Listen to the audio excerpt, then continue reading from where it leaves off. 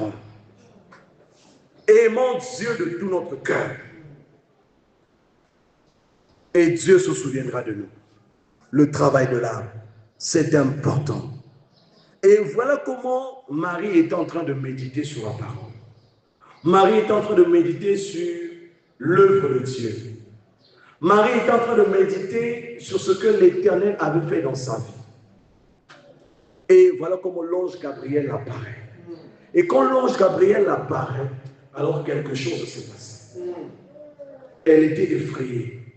Et voilà comment l'ange dit à Marie, je te salue Marie, toi à qui une grâce a été faite. Alléluia. Je te salue Marie, toi à qui une grâce a été faite. L'ange lui a parlé et lui a dit que tu seras enceinte.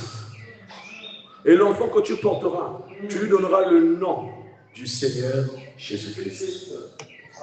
Elle a dit, comment pourrais-je donner naissance à un enfant alors que je n'ai pas connu d'homme? C'était une question difficile. C'était un problème difficile pour elle. Et voilà comment l'Éternel est Dieu. L'ange de l'Éternel lui dit, le Saint-Esprit te couvrira de son nom. Amen. Une chose impossible. Et voilà comment Dieu la rend possible. Le Saint-Esprit te couvrira de son nom. Parce que quand Henri regarde dans la Bible, dans les Écritures, il n'y avait pas quelqu'un qui avait accompli cette promesse. Il n'y avait pas quelqu'un qui avait vécu une telle expérience. Elle était la première et l'unique à vivre une telle expérience. Et voilà comment l'ange de Dieu lui dit aussi, il y a ta cousine de l'autre côté, Élisabeth, qui est dans son 6e mois. Elle est aussi enceinte. Elle a tressailli de joie. Et voilà comment elle dit qu'il me soit fait selon ta volonté. C'était une question difficile. C'était une situation difficile. C'était une chose difficile à croire. Mais Marie a cru à cette parole difficile. Marie a cru à cette promesse difficile. Une jeune fille en Israël, tombée enceinte avant le mariage, mais on va te lapider. On va te tuer. Mais puisque c'était Dieu, il a gardé. Il a préservé. Les gens étaient comme aveuglés et ne pouvaient pas toucher à Marie. Alléluia. Amen. Dieu sait ce qu'il fait. Et Marie a accepté. Il y a, ça c'est des humiliations que je vais recevoir. Ça c'est des problèmes que je vais recevoir. Ça c'est des situations que je vais recevoir. Mais gloire à Dieu, vu que c'est l'enfant de mon Seigneur, je m'abandonne à lui. Un chemin difficile. Elle a accepté les critiques. On lui a traité de tous les noms. Une jeune fille, fiancée, enceinte avant le mariage. Et Joseph a failli même la quitter. Si ce n'était Dieu, elle a abandonné Marie. Et voilà comment Dieu a commencé à préserver cette promesse. D'Ésaïe 9, verset 6. Qu'il fallait qu'une vierge conçoive. Parce qu'un prophète l'avait annoncé. Un prophète l'avait déclaré. Et voilà comment le Seigneur a commencé à conduire Marie sur le droit chemin. Il se révèle à Joseph. Et Joseph était aussi un croyant, un homme spirituel. Voilà comment il accepte. Il accepte de prendre Marie pour épouse. Parce que l'ange lui a dit, ne crains pas de prendre Marie, ta femme. Amen. Ils étaient déjà mariés aux yeux de Dieu. Et Joseph a accepté. Et quand il a accepté cela, voilà comment ils ont commencé à braver des situations ensemble. C'était difficile. Depuis la conception, c'était une question difficile. Pendant tout le processus de la grossesse, c'était difficile. Rien n'était facile pour Marie. C'était compliqué pour elle. Mais c'était une femme spirituelle. Elle avait une promesse. Elle devait accomplir une promesse. Voilà comment le Seigneur était en train de la garder. Et même quand la parole devait naître, Jésus devait naître, il n'y avait pas de place pour lui à notre télé. On l'a rejeté. On l'a rejeté. Tout le monde savait que moi, n'est que moi, dans ma garde. On ne peut pas le recevoir. Voilà dans quelles conditions Jésus est né. Mais ils ont tenu ferme. Ils ont tenu ferme. Et Dieu les a soutenus. Et un jour, alors que le prophète se trouvait en chair, il vivait par des moments difficiles. C'était compliqué pour lui. Voilà comment une prophétie sort à l'église. Elle lui dit, puisque tu as choisi le chemin étroit, le chemin le plus difficile dans lequel tu marches selon ton choix. Amen. Il dit que tu as choisi cette voie par ta volonté. Et à cause de cela, une grande portion du ciel t'est réservée. Alléluia. À cause de ton choix, une grande portion du ciel te sera réservée. Le chemin de la croix n'est pas facile. C'est un chemin difficile. Amen. Le chemin de la croix est rempli d'épreuves. Ce n'était pas facile. Mais Dieu est descendu pour honorer le choix de son serviteur. Et je tiens à te dire ce matin que le choix que tu as fait de suivre la parole, c'est un choix aussi difficile. Tu crois en une parole difficile, mais le Seigneur prendra soin de toi. Amen. Donc Marie n'a pas raisonné. Marie n'a pas dit, voilà comment les choses se passent dans ma vie. Il n'a pas raisonné à la parole, mais elle a cru à la parole. Elle a cru en ce que l'Éternel lui avait dit. Et elle a continué à avancer comme ça. À avancer comme ça par la grâce de Dieu. Et voilà comment elle décide d'aller rendre visite à sa cousine Élisabeth. Et quand elle arrive, amen, chez sa cousine Élisabeth, elle la rencontre. Alors, voilà comment une conversation de foi s'engage. La Bible dans Luc au chapitre 1 au verset 39. De ce même temps, Marie se leva et s'en alla en hâte vers les montagnes, dans une ville de Juda. Elle entra dans la maison de Zacharie et salua Élisabeth. Et quand elle salua Élisabeth, dès qu'Élisabeth entendit la salutation de Marie, son enfant a tressailli dans son sein et elle fut remplie du Saint-Esprit. Alléluia. Amen. Quand elle a entendu la salutation de Marie, quelque chose s'est passé dans son cœur. Elle a dit, ma cousine, j'ai une bonne nouvelle à t'annoncer. Je suis enceinte. La cousine a dit, mais comment es-tu devenue enceinte? Mais tu es encore fiancée. Et il dit, c'est par la vertu du Saint-Esprit que je suis devenue enceinte. Et cet enfant, c'est le Fils de Dieu. Et l'ange m'a dit qu'il s'appellera Jésus-Christ. Et quand le nom de Jésus a été prononcé pour la première fois dans des lèvres humaines, cela a produit la vie dans le sein d'une femme. Alléluia.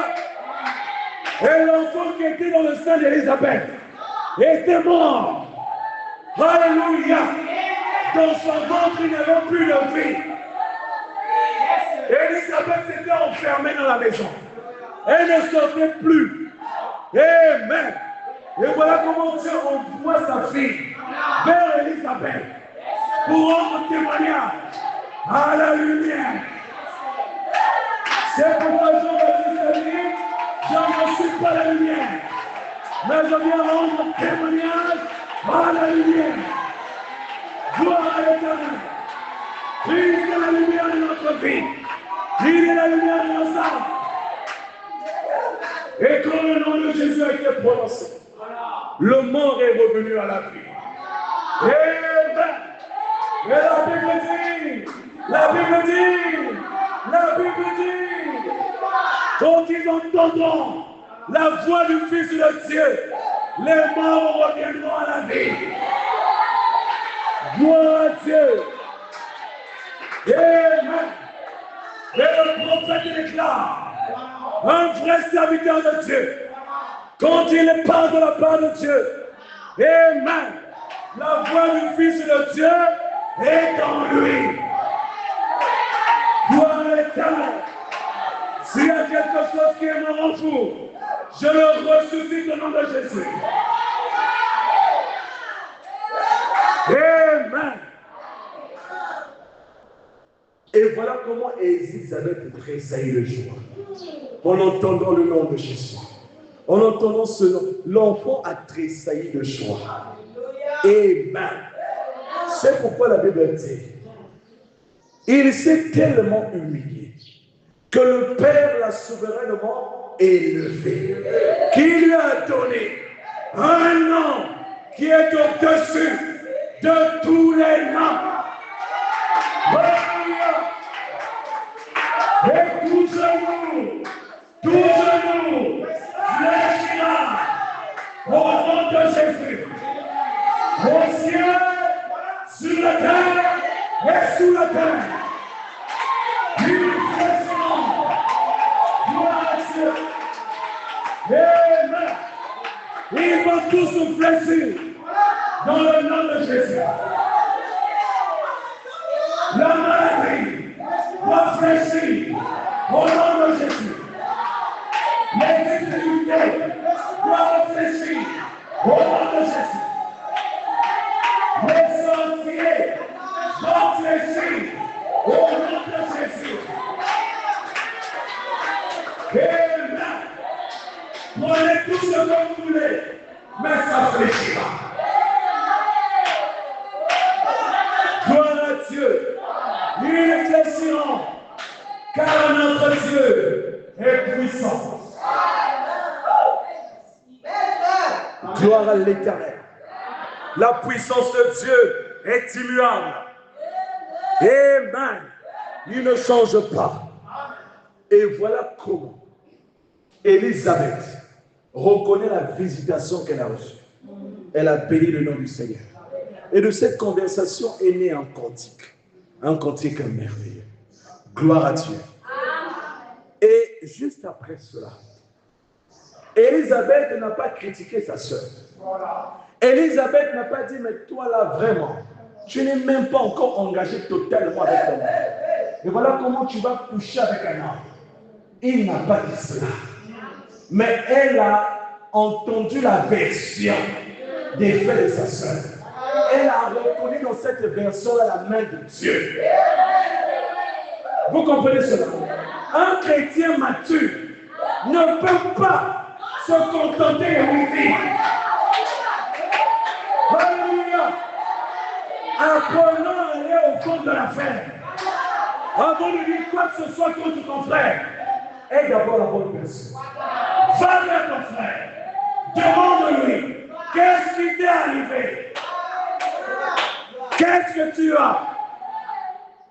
Avant d'accuser. Alléluia. Un chrétien, ce n'est pas un accusateur. La Bible dit que mon accusateur, c'est le diable. Amen. Donc, quand vous suivez ce chemin-là, ça veut dire que vous êtes un fils de Satan. Amen. Elle n'a pas exposé sa sœur. Amen. Mais elle a été sage de considérer la promesse de Dieu, de considérer la prophétie. Et voilà comment elles ont été bénies toutes les deux. Amen. Et le monde aujourd'hui veut beaucoup de distractions. Ils ne veulent pas l'évangile. Ils veulent être divertis. C'est la tendance actuelle. Le monde veut être diverti. L'église veut être divertie. Le monde est entré dans l'église. La politique est entrée dans l'église. Les compromis sont entrés dans l'église. Au point où il n'y a plus de vie parmi les croyants. Et nous nous plaignons que Dieu n'agit pas. Nettoyez vos églises. Sanctifiez-vous. Car la Bible dit, sans la sanctification, personne ne verra Dieu. Revenons au principe de la parole. Alléluia. Quand nous revenons au principe de la parole, c'est là où Dieu se manifeste librement. Parce que vous respectez la parole.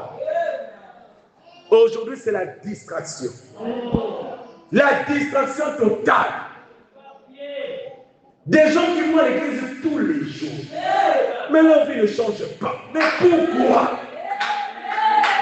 C'est quoi le problème? C'est quoi le problème? Tu ne changes pas d'attitude. Tu ne changes pas de comportement. Tu es loin des démons. La Bible dit que Jésus croissait en sagesse. Il croissait en statut. Et il croissait en grâce. Devant Dieu et devant les hommes. Donc votre évolution doit être visible. Aussi bien devant Dieu que devant les hommes. Mais année après année, tu demeures le même. Il y a un problème. Un problème qui ne va pas. Et tu dois sonder ta vie. Il n'y a plus de travail de l'âme. Tu as négligé ta position. Tu as négligé l'avertissement de Dieu. Et notre distraction doit être dans le Seigneur, dit le prophète. Nous devons demeurer dans la parole. Et Jérémie 48, verset 10, il dit, maudit soit celui qui fait avec négligence l'œuvre de l'Éternel. Celui qui fait l'œuvre de l'Éternel avec négligence est maudit. Il n'y a plus d'amen. Mais c'est dans votre Bible. C'est la Bible. Et nous sommes tous soumis à ça. Même moi qui vous parle, je dois veiller sur ma marche. Je dois m'assurer que je ne sers pas Dieu avec négligence.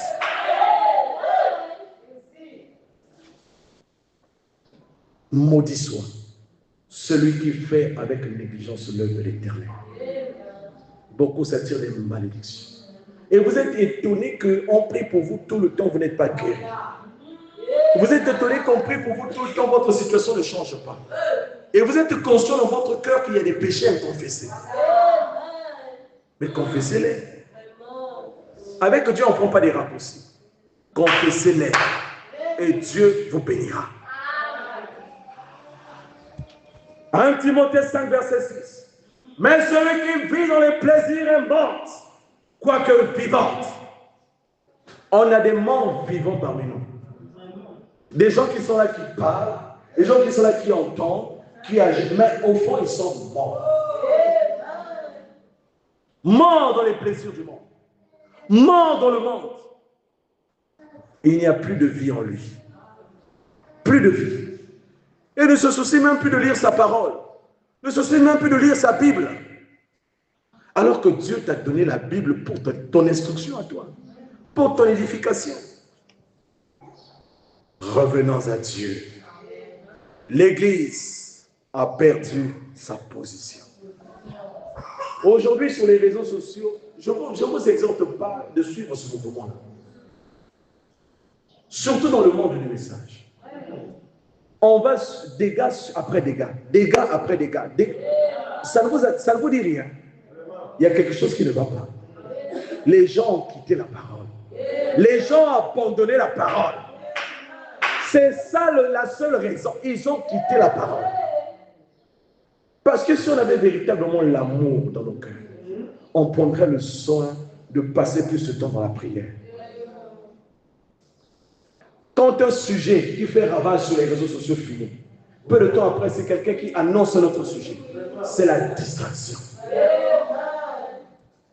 C'est la distraction totale. Et les gens aujourd'hui créent des chaînes juste pour colporter des informations dans les églises. Mais qui es-tu? Est-ce que Dieu t'a établi juge sur tes frères? Tu es le premier à prendre les affaires d'une église et à les balancer sur la toile. Alors que dans ta propre maison, tu ne sais même pas comment donner l'argent du marché à ta femme. C'est un problème.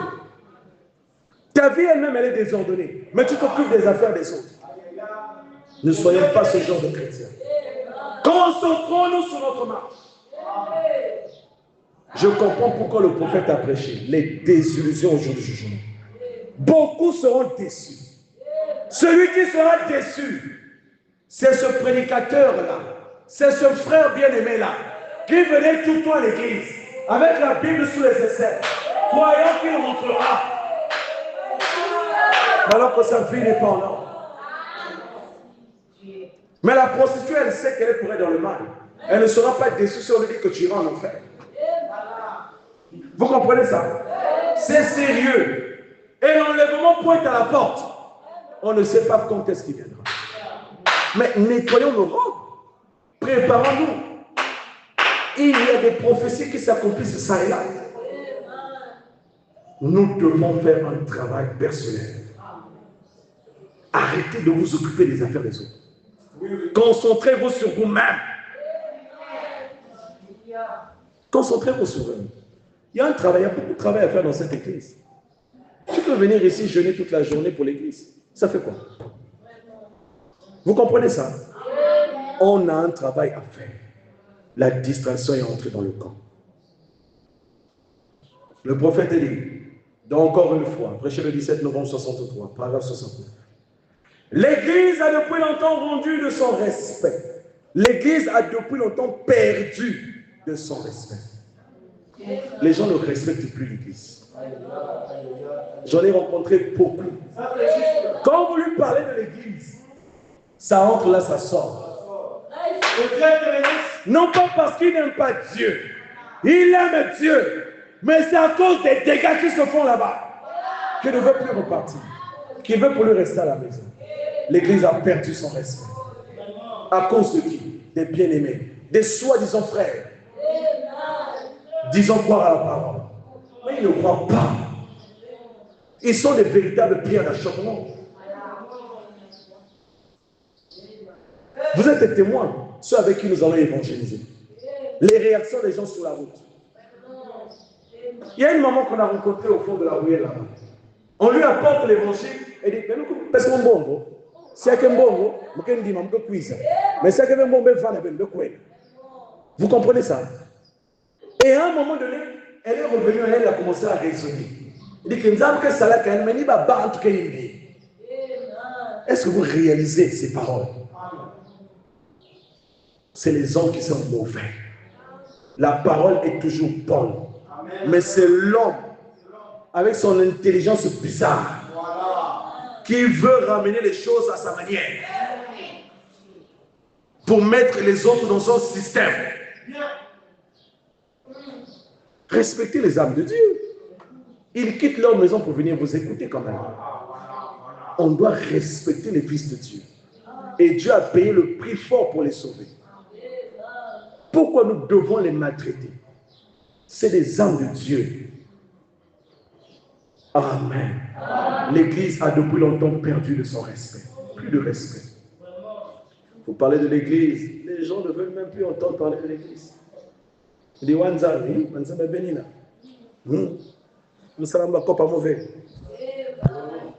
vous comprenez ça? Ça fait mal. Parce qu'à cause des dégâts des autres, nous avons du mal à gagner les âmes. Nous souffrons, frère. Parce que ça retombe sur nous. C'est pourquoi je vous ai dit, au lieu d'entrer dans leur mouvement, mettez-vous à prier. Que Dieu crée quelque chose d'autre pour les toucher et les ramener. Non pas que Dieu ait laissé l'Église, mais c'est l'Église qui a délaissé Dieu. L'Église a délaissé Dieu. Ce n'était pas Dieu qui avait délaissé Samson, mais c'est Samson qui avait délaissé Dieu. À cause de sa vie impure. Le voilà qui a délaissé Dieu. Il a donné sa force à Dieu, il a donné son cœur à une femme. Et voilà comment il s'est retrouvé les yeux crevés. Il ne voyait plus rien. Samson a délaissé Dieu. Et l'Église a délaissé Dieu. Ne soyons pas ainsi. Nous avons une responsabilité, c'est de répandre cet évangile et gagner des âmes à Christ. Alors que nous devrions être dans un état où l'église était l'église quand Ananias et Saphira avaient été présentés devant l'église. Mais au lieu de cela, nous avons fait beaucoup de compromis avec les choses du monde. Et nous les y avons fait entrer au point qu'aujourd'hui, cela est taxé de bandes de saintes exaltées. Ne les en voulez pas parfois. Quand ils parlent, ils ont des réalités. Parfois, c'est leur fille qui était dans l'une de ces églises. On l'a gaspillée là-bas. Et voilà comment le témoignage de l'église, de la parole, vous laissez ça dans la tête de ce monsieur-là. Vous pensez qu'il va encore accepter que sa fille est là-bas? Non. L'église a délaissé Dieu. L'église a abandonné Dieu. L'église est allée très loin. Faisons des compromis avec la parole. Ne le faites pas, s'il vous plaît. Église, ne le faites pas.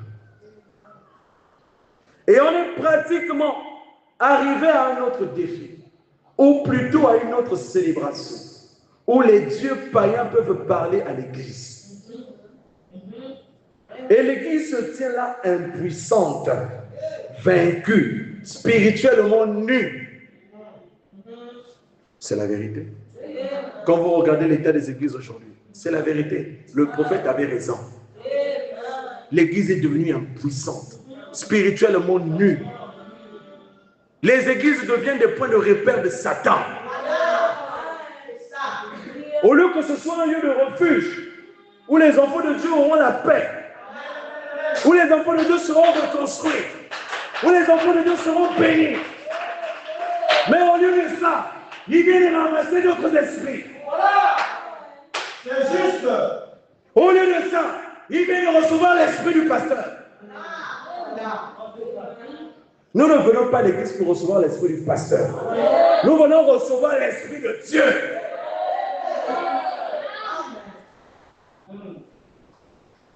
Voilà comment les sorciers commencent maintenant à se prendre la tête, voilà, défier l'église. Parce qu'ils savent que beaucoup parmi vous sont avec eux.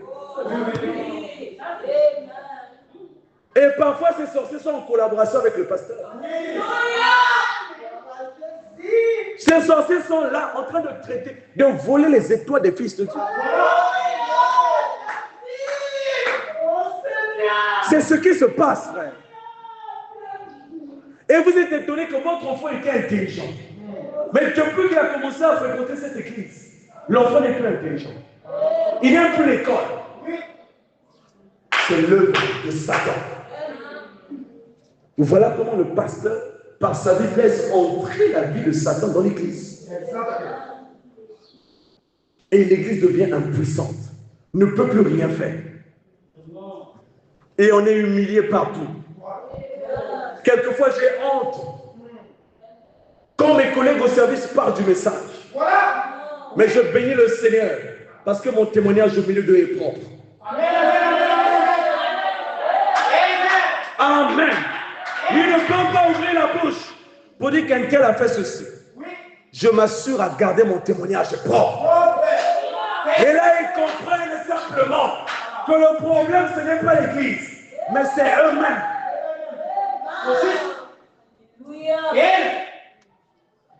Le monde dans l'église. Veillez sur vos enfants. Priez. Le monde est risqué. Le monde est risqué. Nous avons besoin de Dieu. Mais quand vous allez dans la rue pour l'évangélisation, vous vous rendez compte que les gens ont besoin de Dieu. Ils ont des problèmes. Ils ont besoin de trouver une solution. Mais ce qui fait obstacle, c'est le comportement des frères et des sœurs. Ça, c'est juste. Nettoyons nos vies. C'est pourquoi je prie que Dieu suscite véritablement un réveil dans cette église. Afin que chacun sache pourquoi il vient ici. Vous ne venez pas ici pour voir ma tête ou pour voir la tête du pasteur. Vous venez ici pour voir votre vie à vous.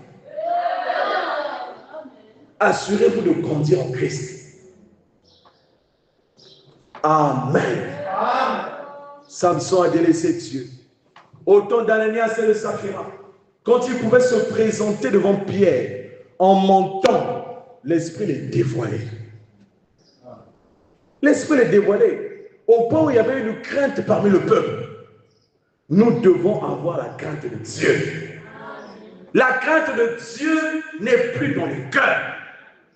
Au point où ils se permettent de tout. Ce n'est pas parce que tu as plusieurs années dans le message que tu peux te permettre de tout. Ce n'est pas parce que tu as plusieurs années dans le message que tu dois marcher sur les autres. Chacun de nous a une voie, a une destinée. Et Dieu seul le sait là où il nous emmène. Amen. Ananias et Saphira sont morts à cause de leur acte. Ça, c'était l'église apostolique. Et revenons aux œuvres apostoliques. Nous devons revenir à ça. Tu viens, tu mens au pasteur, on te dévoile.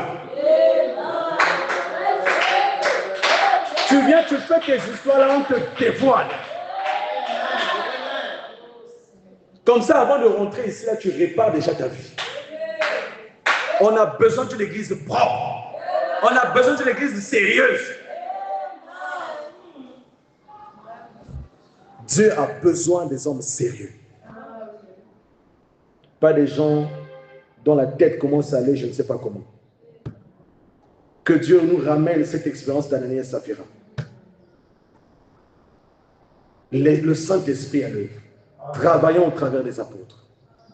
C'est ça, bien-aimés frères. Nous avons besoin de Dieu. On doit relever le défi. Le frère dit que, eh bien, il y a quelque chose qui est à la base de cela. C'est que les soucis du monde sont entrés dans l'église et l'ont transformé en loge. Les soucis du monde. Le désir de vouloir à tout prix être riche. Les jeunes d'aujourd'hui, ah Seigneur, ils sont entrés dans les histoires compliquées. Et beaucoup sont en train de mourir. Vous vous posez la question, mais comment il a fait pour devenir riche instantanément? Il est allé toucher. Impatient. Aimant le plaisir plus que Dieu. Il y en a un là, un jeune du message, soi-disant du message, qui est allé voir un pasteur. Et en allant voir le pasteur, il dit, ah pasteur, moi j'ai des problèmes, hein, vraiment. Et lui et ses parents sont arrivés voir le pasteur. Et voilà comment Dieu révèle à un frère l'état d'âme de cet enfant-là. Jeune qu'il était, il voulait avoir la gloire. Il est allé toucher pour avoir du succès dans la musique, dans le message. Et voilà comment ses parents défendaient cela. Et le bien-aimé dit au pasteur, ah pasteur, voilà ce que tu as dit. Le frère là, il doit confesser sa vie. Il y a quelque chose qui ne va pas. Mais le pasteur a insisté, on va prier pour lui, on va le délivrer. Et Dieu a parlé, te disant que ces gens-là ne sont pas sincères. Et voilà comment les compromis entrent. Juste parce que tu as besoin d'une brebis, juste parce que tu as besoin du nombre dans ton église, juste parce qu'on veut que tu sois puissant. Apprenons à écouter la voix de Dieu. Merci. Beaucoup ont attrapé des malédictions sans le savoir. Vous comprenez cela? C'est très sérieux, frère. Les soucis du monde sont rencontrés. Au point de transformer l'église en loge. C'est tout. Ça ne devient plus des centres spirituels. Ça devient des loges. Où les gens viennent faire des rituels. Mais ils n'arriveront pas dans cette église. Gloire à Jésus. Devant Dieu, vous verrez ce que Dieu accomplira. Et je suis conscient qu'il est déjà en train de travailler. Parce qu'il est en train de dévoiler ce qu'il est en train de faire. Amen. Alléluia. Est-ce que cela vous fait du bien? Nous avons besoin de revenir à la parole. Quel type de l'église aujourd'hui? Quel type d'une race de gens déchus qui se sont livrés au monde et à la chose même que nous sommes venus conquérir ici? De l'église qui a vendu sa moralité. Plus de moralité. On n'a plus. au point où le pasteur est parfois obligé de refaire l'éducation des gens de l'église. Attendez, il a des enfants à éduquer. Vous nous rendez la tâche difficile. Plus de moralité. C'est l'immoralité qui est entrée dans l'église. Ne le faites pas. Ne suivez pas le monde.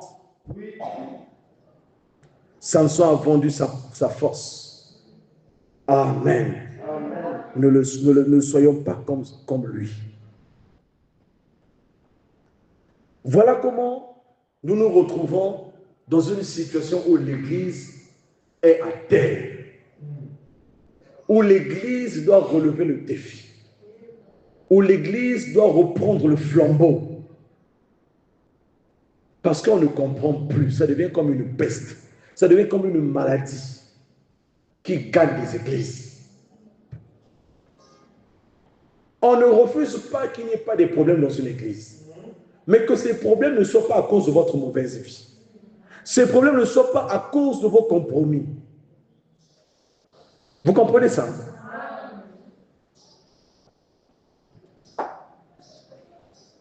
Amen. Amen. Et donc aujourd'hui, nous allons donc toucher au point de ce jour, loin des tendances. Nous sommes toujours en train de parler de l'homme spirituel. Loin des tendances. Et être loin des tendances, ce n'est pas se laisser influencer ou emporter par ce qui est à la mode dans la société. Amen. Que ce soit dans la façon de s'habiller. Oui. L'homme spirituel doit être loin des tendances. Fille de Dieu, habille-toi décemment. Fille de Dieu, avant de sortir, mets-toi devant le miroir. Regarde-toi. Bien. Est-ce que la tenue que j'ai portée est convenable? Est-ce que je ne veux pas choper un frère? Est-ce que je ne veux pas choper une soeur? Est-ce que vous comprenez cela? Habillez-vous correctement. Ne soyez pas dans des tendances. Oui, merci. Les sœurs surtout sont dans les tendances. Oh, oui, il y a une chose que je ne comprends pas. Vous avez peut-être une réponse. Mais comment pouvez-vous comprendre une chose? Dieu t'a donné des sursis. Parfois, tu en as même assez. Mais c'est là pour une fonction. C'est là pour une raison. Et voilà comment tu décides de tout raser pour prendre le tiret et le remplacer. Et tu deviens comme un chat. Amen, amen, amen, amen. Faites attention, frère. On ne corrige pas Dieu. Et aujourd'hui, beaucoup de sœurs vont mourir par opération pour changer une partie de leur corps. Ils sont dans des tendances. La mode va vous tuer. Vous comprenez cela? Tant que ce n'est pas contraire à la parole, nous faisons. Mais avec un esprit chrétien. Mais quand c'est contraire à la parole, et même si ce n'est pas contraire à la parole, mais l'esprit qui vous anime là, quand ce n'est pas chrétien, laissez ça. Vous comprenez cela? Restons loin des tendances. Moi, je ne comprends pas. Des fois, je me retrouve dans la rue en train de regarder. Un jour, je vois une soeur. Elle était bien habillée. Elle avait cousu une robe avec une jupe bien. C'était bien. Je dis, voilà quand même, ça fait plaisir de voir des soeurs bien habillées comme ça. Là. Mais j'avais trop parlé. Quand elle est passée, quelque chose me dit, retourne-toi. Je dis, mais pourquoi je me dis, retourne-toi. Quand je me retourne, il me passe la banane ici. J'ai dit, mais à quoi m'en faire une longue jupe et faire une grande fente comme ça? C'est un esprit. C'est un esprit de séduction. Et c'est ça qui vous emmène des problèmes. Ne soyez pas séduits. Ne soyez pas séduits. Vous êtes des filles du roi des rois. Vous avez déjà vu la femme du président mal s'habiller? Pourquoi? Parce que, à cause de sa fonction, elle est obligée de bien s'habiller. Mais vous qui êtes des chrétiennes, dégâts. Les tendances, que ce soit dans la manière de parler, ça aussi c'est un problème. Des frères wesh wesh, faites attention.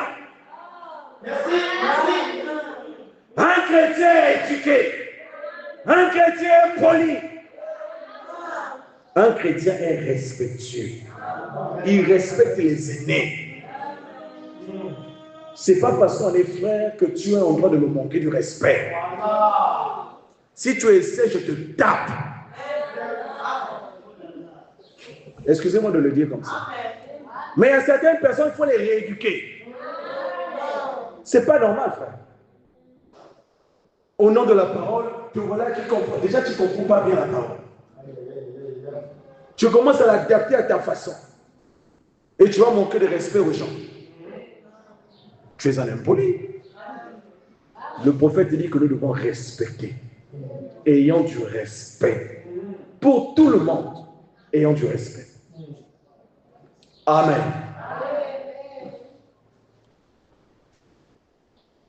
Que ce soit dans la façon de consommer ce que nous mangeons tous les jours, les habitudes que nous avons, ou même de penser, que vos pensées soient clean, propres devant la face du Seigneur.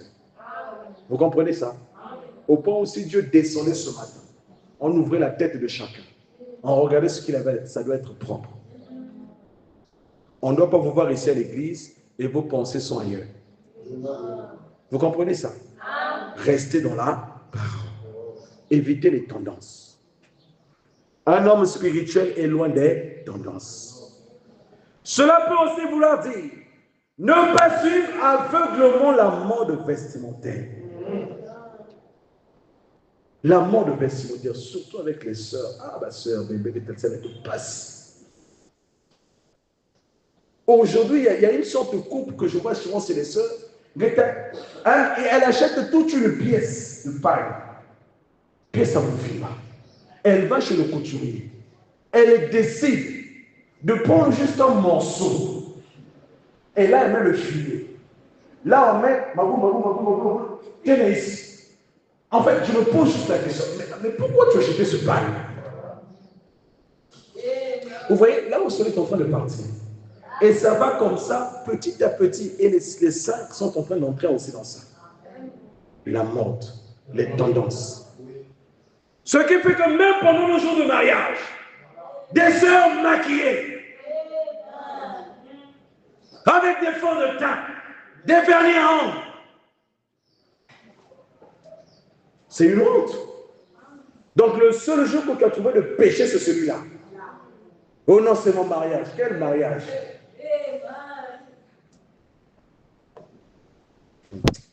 Mariage. Blague avec le mariage. Est-ce que vous me saisissez? Ne pas suivre aveuglement la mode vestimentaire. Musical. Les chants. Ah là encore c'est pire. Là encore c'est pire. Regardez les danses, la musique, le genre de musique que vous écoutez vous-même. Ça ne vous transporte plus. Ça ne vous emmène plus dans la prière. On ne vous refuse pas de vous réjouir quelquefois, mais réjouissez-vous dans le Seigneur. Des rythmes bizarres. C'est un problème. Veillez sur ça. L'homme spirituel doit être loin des tendances musicales. Des tendances technologiques. TikTok, WhatsApp, Facebook, Instagram. Tu vois les sœurs. C'est une honte, frère. Allez sur TikTok, vous allez voir. Sur Facebook, vous allez voir. des sœurs. Là, voilà qui se met à se filmer, en train de se tourner. C'est quoi l'intention? Si tu as besoin d'un mari, va en prière.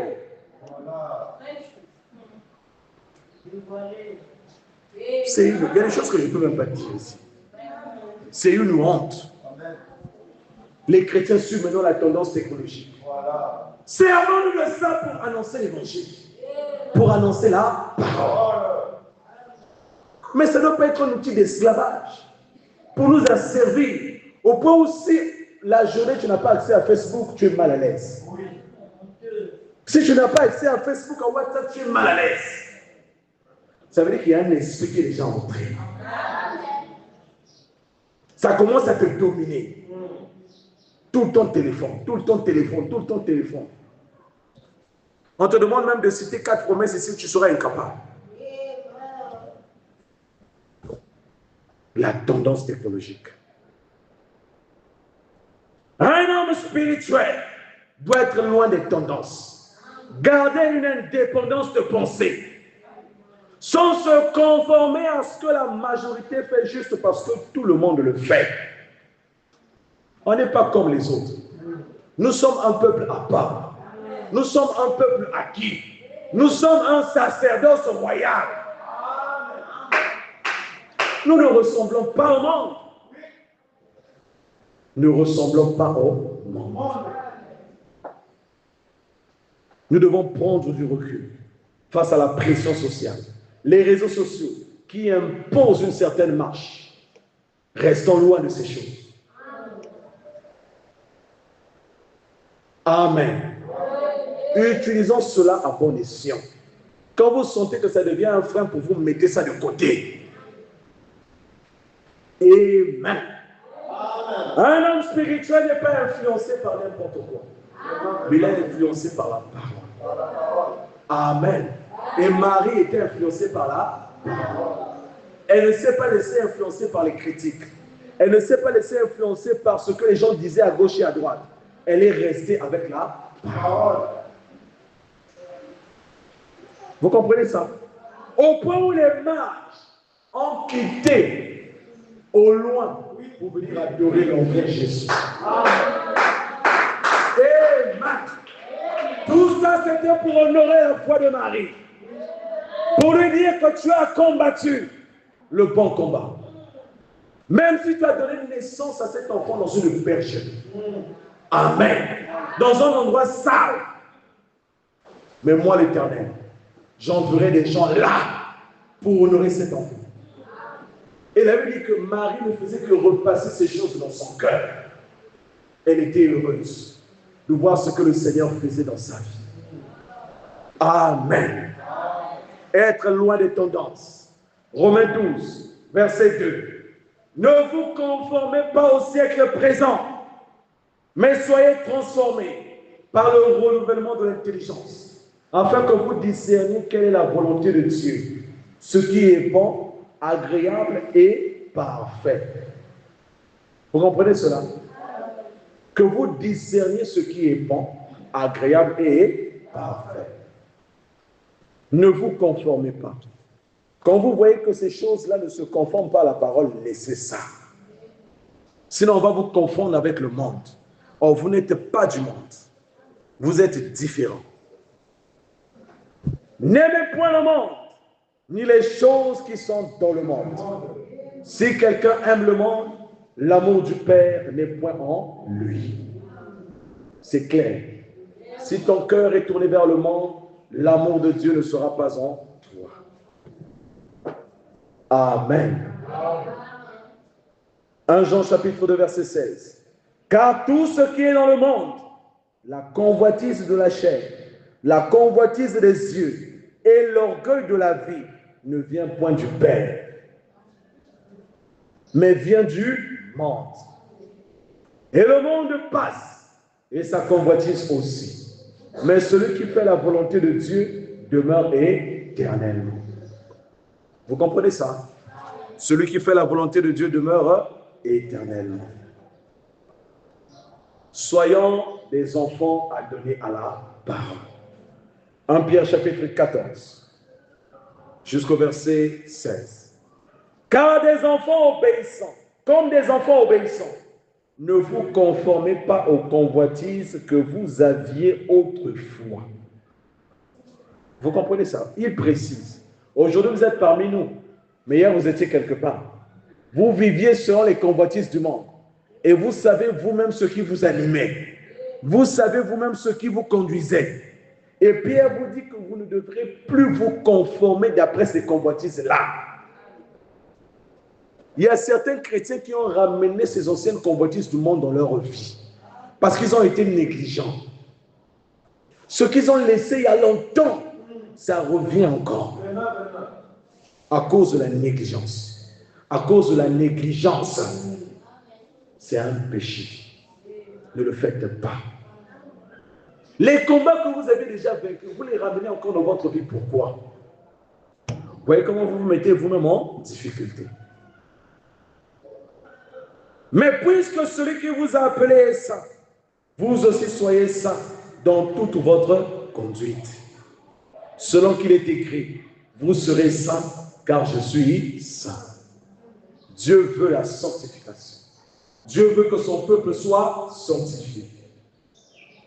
Est-ce que quelqu'un peut dire, je dois être sanctifié? Ça ne doit pas seulement être une parole venant de vos lèvres. Ça doit venir de vos cœurs. Je dois être sanctifié. Dès ce matin, commencez déjà à mettre de côté tout ce qui vous éloigne de Dieu. Vous voulez un réveil dans votre vie, commencez à vous sanctifier. Le peuple d'Israël ne pouvait pas rencontrer l'Éternel s'il ne s'était pas au préalable sanctifié. Quand Moïse devait se retrouver au mont Sinaï, Dieu a dit à Moïse de dire au peuple de s'apprêter, de se préparer, de se sanctifier. Parce que c'était un Dieu saint. C'est un Dieu saint. Et toutefois, Dieu fait la même chose. Avant qu'il ne descende, le terrain doit être préparé. Les cœurs doivent être préparés. Vous ne pouvez pas avoir votre péché à la main et considérer que Dieu agisse dans votre vie. Ce n'est pas possible. Ce n'est pas possible. Vous mélangez là les ténèbres et la lumière. Matthieu 5, verset 14. Vous êtes la lumière du monde. Une ville située sur une montagne ne peut être cachée. Vous comprenez cela? Et on n'allume pas une lampe pour la mettre sous le boisseau, mais on la met sur le chandelier et elle écarte tous ceux qui sont dans la maison. Elle éclaire, du moins, tous ceux qui sont dans la maison. Que votre lumière luise ainsi devant les hommes, afin qu'ils voient vos bonnes œuvres et qu'ils glorifient votre Père qui est dans les cieux. Le monde a besoin de voir vos bonnes œuvres. Mais depuis que tu es chrétien, on ne connaît même pas les œuvres que tu as eu à faire.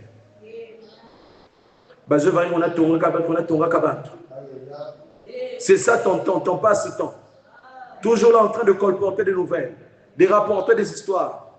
Tu prends ton téléphone, un tel, tu as entendu ce qui se passe là-bas? Mais attends, tu es en train de gaspiller ton expérience.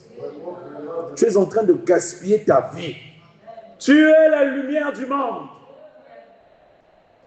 Et tu dois éclairer ta famille. Tu dois éclairer ta maison. Tu dois éclairer toutes choses.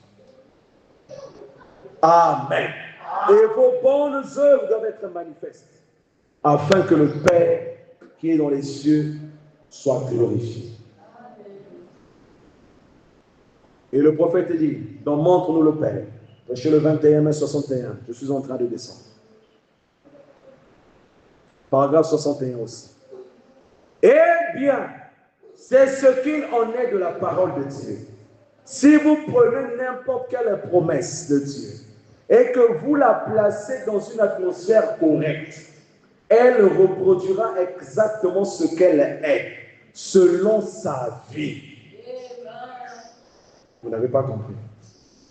Si vous prenez n'importe quelle promesse de Dieu, vous la prenez, vous la placez dans une atmosphère correcte, elle reproduira exactement ce qu'elle est selon sa vie.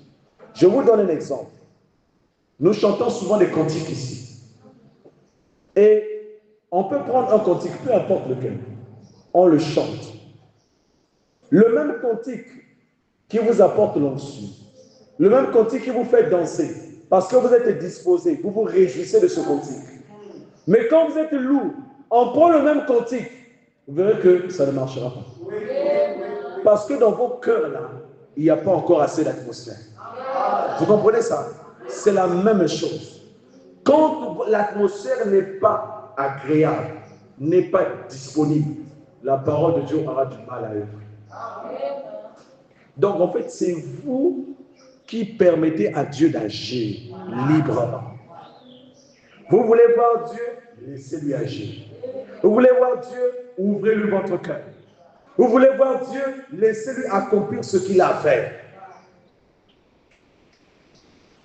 Est-ce que quelqu'un peut dire amen? Créez une atmosphère correcte. Et nous avions dit depuis le départ que vous êtes des créateurs d'atmosphère. Et nous devons créer cette atmosphère dans nos vies tout le temps. C'est la seule façon pour nous d'être en constante adoration avec le Père. Si nous voulons être spirituels, nous devons rester dans cette atmosphère.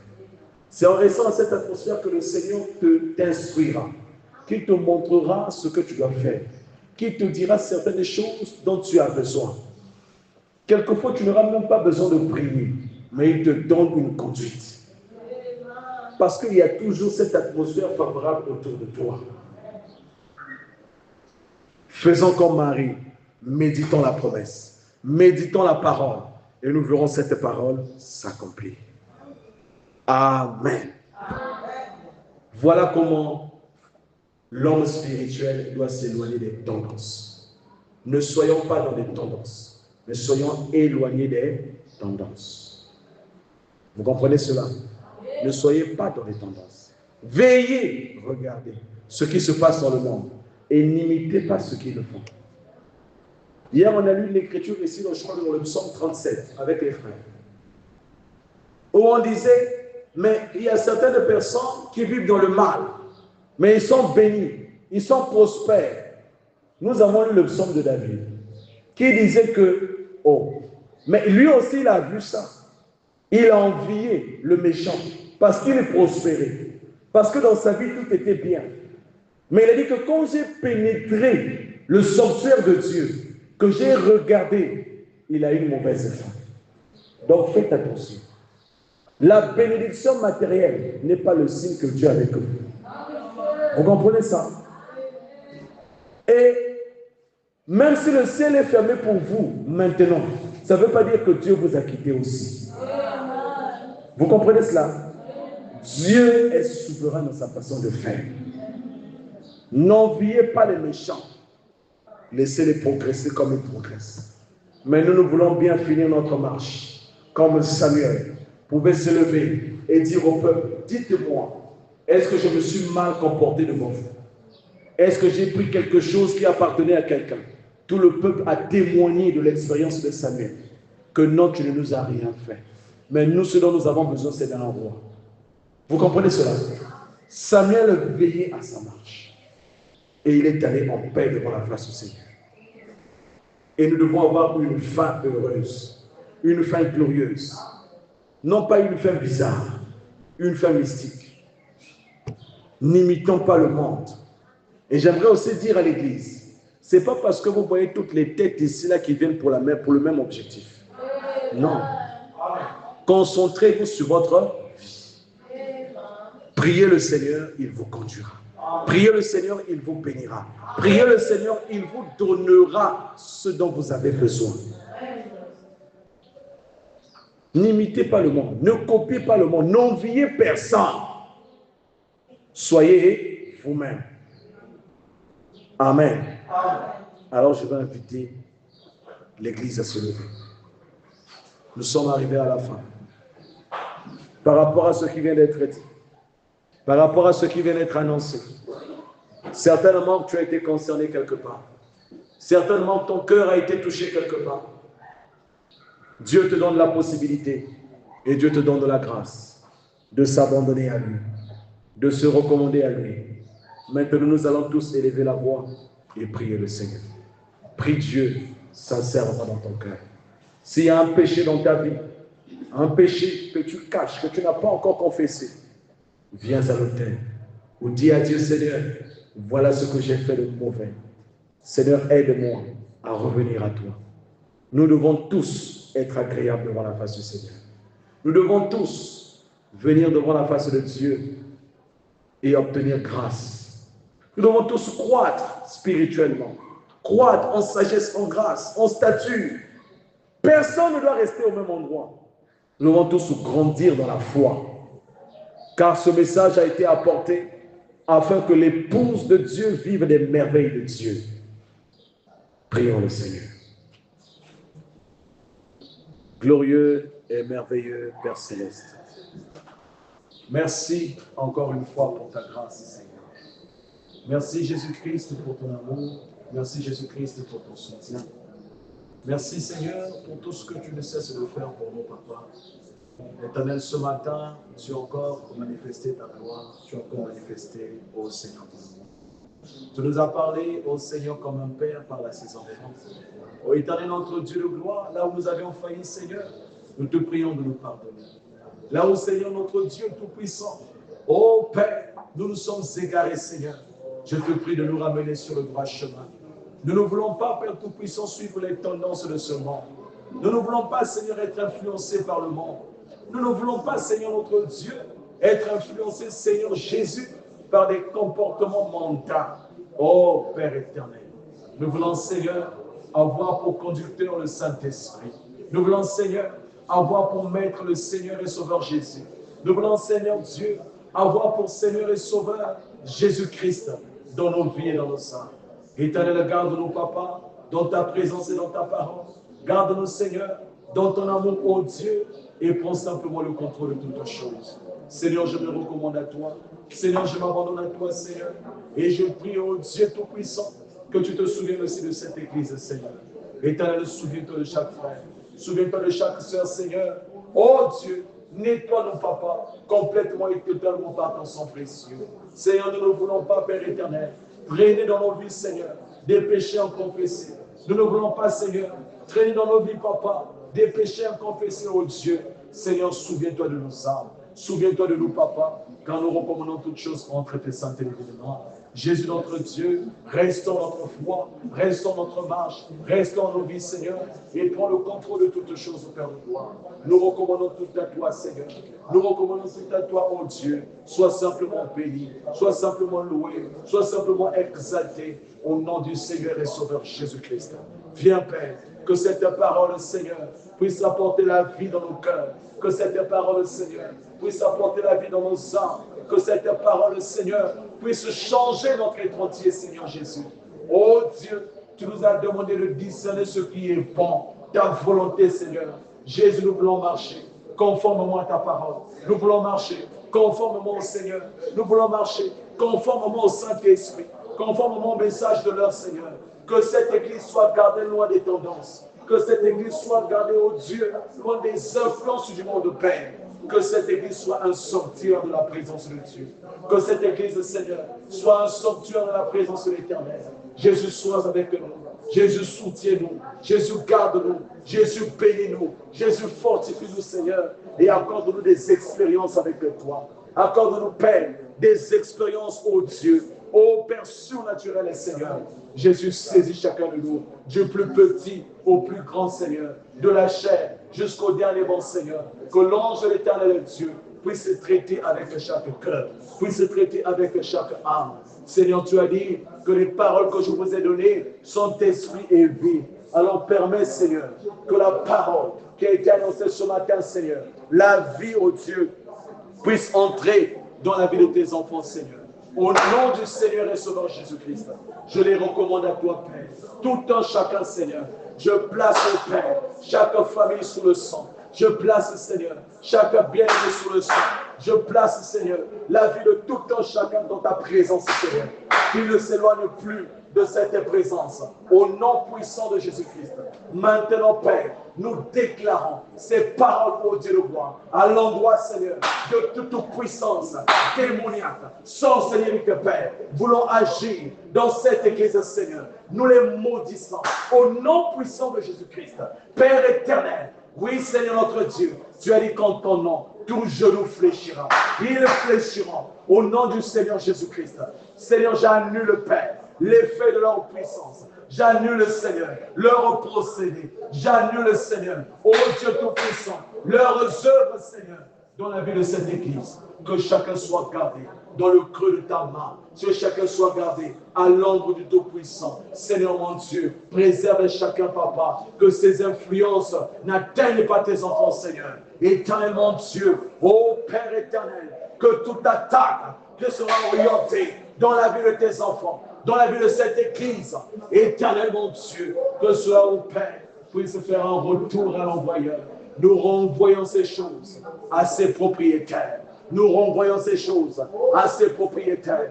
Au nom du Seigneur et Sauveur Jésus-Christ, que la gloire de Dieu, que la puissance de Dieu, que le Saint-Esprit puisse se manifester, Père, puissamment, ô Dieu, dans la vie de tes enfants. Entre tes mains, je les consacre. Entre tes mains, je les recommande, Seigneur, au nom de Jésus-Christ, notre Dieu. Merci Jésus, merci Jésus, merci Jésus, merci Jésus, alléluia, alléluia, merci Jésus, merci Jésus, merci Jésus, oh merci Jésus, merci Jésus, alléluia, alléluia, nous te louons, nous te louons, nous te louons, nous te louons, alléluia, alléluia. Nous te prions, nous te prions, nous te prions, nous, Seigneur, nous te prions, nous te prions, alléluia, oh oui, alléluia, oh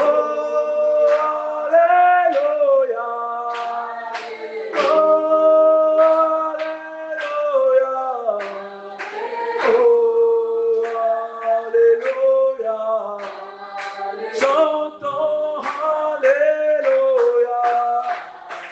oh alléluia, chantons alléluia, oh